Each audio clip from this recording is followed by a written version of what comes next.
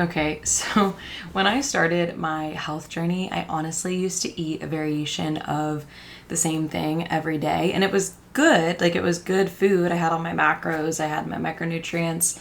But I'd wonder why I felt great some of the time. And then in other phases, the luteal phase, am I right? Bloated, exhausted. And then I sort of started understanding that, of course, my body isn't the same every day. It's actually moving through a completely different hormonal shift with varying needs week by week. And so today I am breaking down exactly what to eat in each phase of your cycle and why. So this episode is going to be practical, simple, and yet deeply impactful. Welcome to the Moon Baby Magic Podcast, a space for women and women's stories. For the woman just beginning to believe she can actually heal her painful period naturally. For the one in a full-on love affair with aligning her entire life with her cycle. And for every woman in between. This is a platform to remember the wisdom that lives in our wombs so that we may actualize the lives of our dreams. I'm your host, Natalie Elliott, women's health practitioner specializing in traditional Chinese medicine-based hormonal healing. Ready for slow and sacred storytelling and to learn a little something? Let's dive in. All right, welcome back to the Moon Baby Magic Podcast. I'm your host, Natalie. So happy that you're here. This is going to be a short and sweet one. These solo episodes are an opportunity for me to really dive into a specific cyclical topic. And this is one that I feel like so many people ask me about because there's just not a lot of widely available information on it. And while there are certain nutritional baselines that apply to every phase of your cycle, and you can hear more about that in other podcasts that I've done. This is something, the cyclical eating aspect, that a lot of people don't consider, that I do actually think is pretty vitally important because certain micronutrients, as I'll get into, are more important for different phases of the cycle. This is going to be short and sweet. My little personal update here is my sweet dog, Rosie, my 9-year-old Great Pyrenees, had surgery today and is still kind of coming out of her anesthetic sedated state. So she's a little whiny and a little needy and really needs me today. So let's get right into it. Most nutritional advice is widely generic. And to be honest, cyclical eating has not been widely studied yet. And let's be honest, probably won't be because who makes money from that? Nobody. Eating the same way every day is kind of like trying to wear the same thing in each season. It doesn't fit, it doesn't make sense. You're not going to wear a big coat in summer. You're not going to wear a swimsuit in winter. So each phase of your cycle is governed by different hormones and the varying needs of both your ovaries and the endometrial lining. So those phases of the cycle have different needs nutritionally. And when we eat in alignment with that, we're essentially giving our body the raw materials it needs to do its job in the best way possible. So I also just want to give you a quick orientation to the 4 phases of the cycle. But if you scroll like way back to the beginning of this podcast, I did do an episode on that. So you can hear more there. But generally we have menstrual when you're actively bleeding. Follicular as those follicles start to develop. Ovulatory is really just a moment in time when you ovulate. And the luteal phase when progesterone is the main hormone and it is that premenstrual time. And each one of these phases has a dominant hormonal environment and specific nutritional needs. And by the way, if you're wondering why nobody ever told you all about this, like I said, eating does not make anybody money. It is the unfortunate reality of the state of conventional women's health. And it is really the Wild West out there. But I do get into a few root causes sitting beneath period pain, PMS, and hormonal imbalance in my free webinar, Your Cycle Decoded. So if you want the deeper why behind all of this, that's where to go. And you can always find any relevant links in the show notes. Okay, so let's get right to the main points here. So let's talk about the menstrual phase. This is when you're actively bleeding and it's when you want to replenish your blood and nourish yourself. What's happening here is estrogen and progesterone are at their lowest. Your body is shedding, your body's releasing. This is the most yin and the most inward phase of the cycle.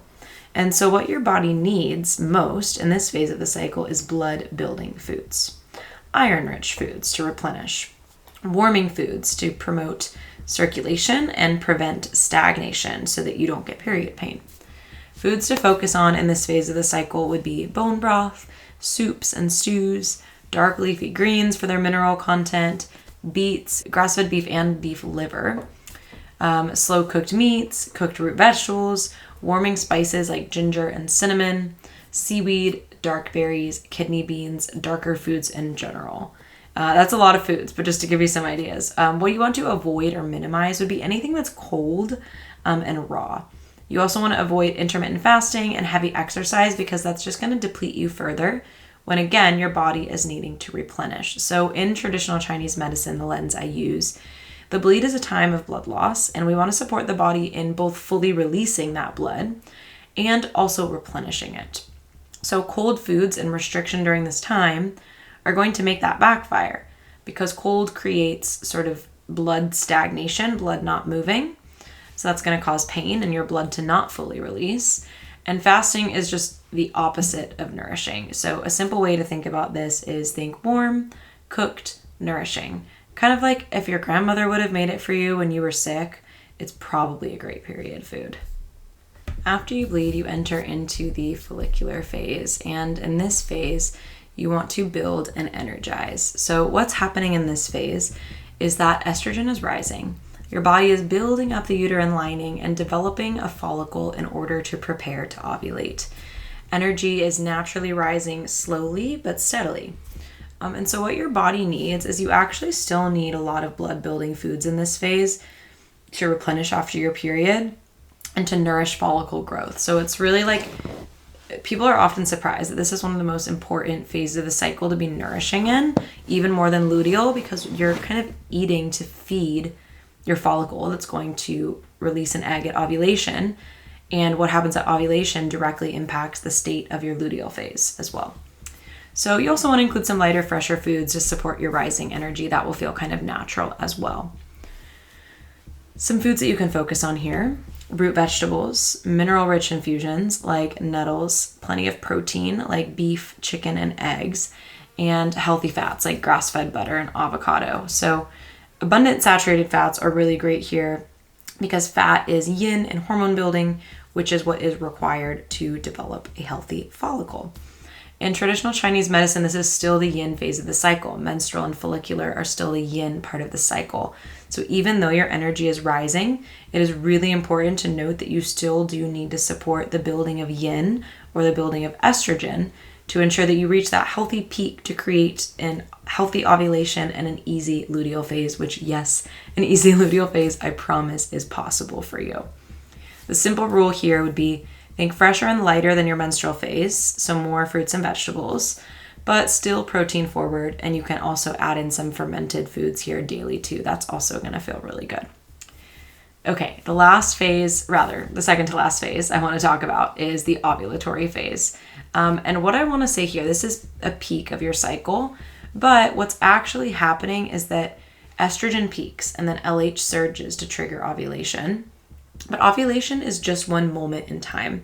So when I say to eat for ovulation, it's more like eating for those days leading up to ovulation to support ovulation.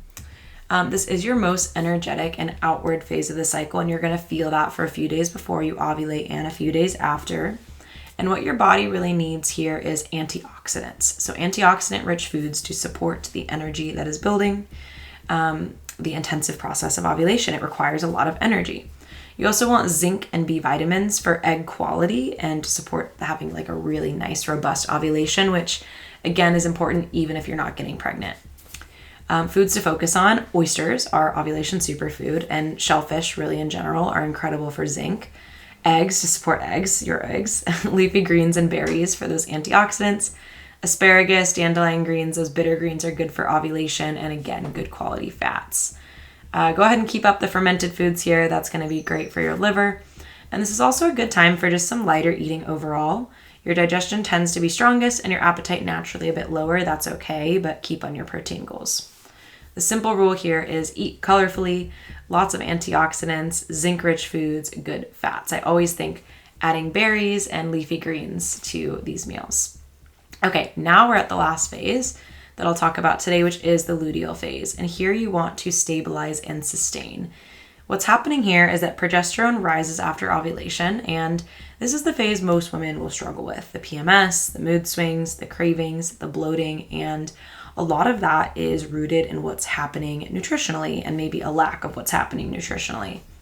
So what your body needs here, definitely complex carbohydrates like root vegetables to support progesterone production and serotonin to help you feel a little better.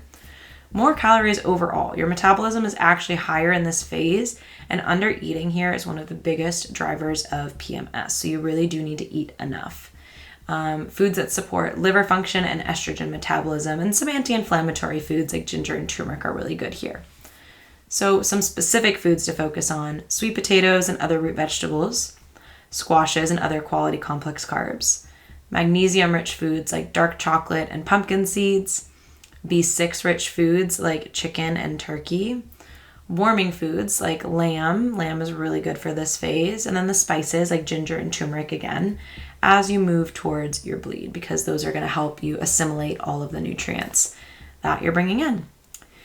And actually here, the raw carrot is worth calling out specifically. It contains a unique fiber that binds to excess estrogen in the gut and helps your body eliminate it, which is really important for reducing any PMS symptoms like bloating, breast tenderness, and headaches. And then blood sugar stability, like I mentioned, is critical in this phase of the cycle. This is not a phase to skip meals or intermittent fast, because unstable blood sugar in the luteal phase will make your PMS, especially the mood-based symptoms, so much worse.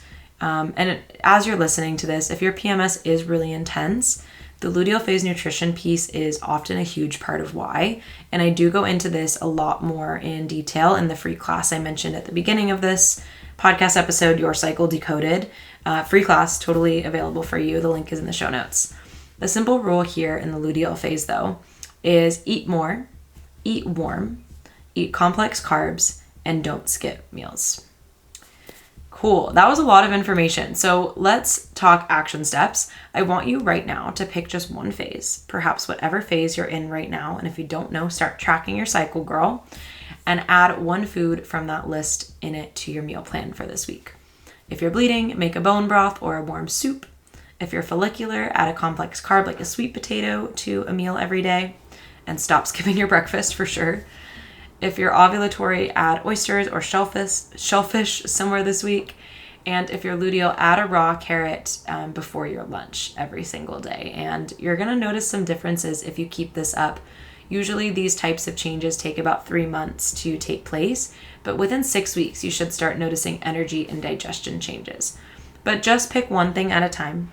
Build from there. Cyclical eating does not have to be complicated. It just needs to be consistent over time. And the goal I have for you is that this blueprint actually make things simpler and easier for you over time, because you have a clear picture of what to eat and when. And so that can make meal prep and planning a little easier.